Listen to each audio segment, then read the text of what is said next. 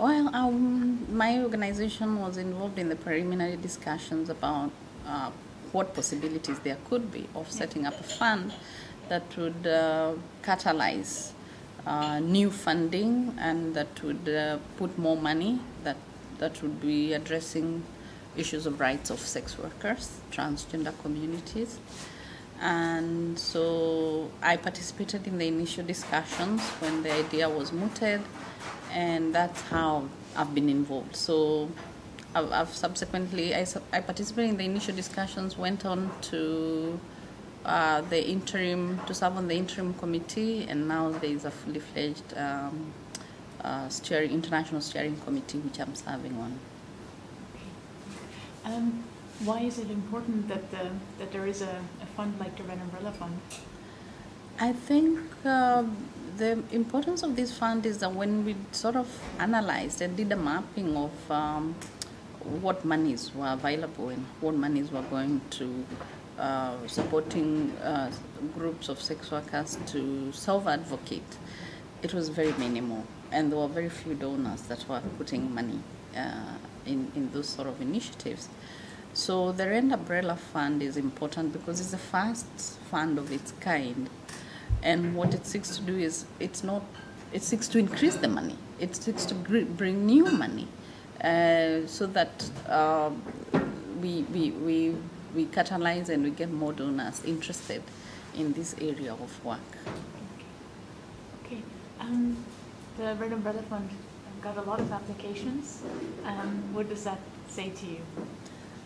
Well, I must say I think it was pleasantly surprising. On one hand, it was shocking because I didn't think we would get those numbers of applications in the first round of the call for applications.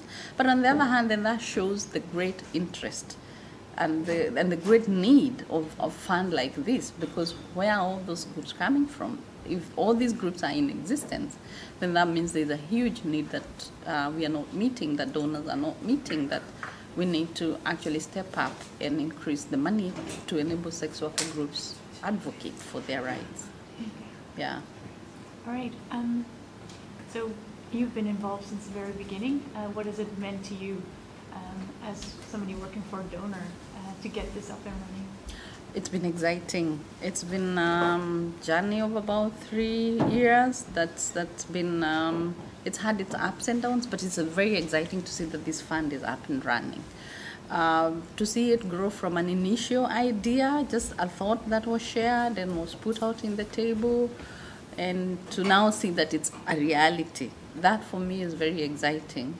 And for the groups that I work with in East Africa, knowing that I can direct them to other places where they can actually get more support to build their institutions, to build their own capacity, to do more advocacy, and to self-determine. And it's very, very important for me.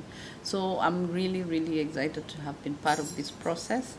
And I feel like even if I left, this is a significant step, and I would always feel proud to be associated with it. It's also been a huge learning experience, having a fund that has sex workers on the governing structure. They've educated us. It's been very humbling, and it's provided the greatest learning I could ever get as a funder.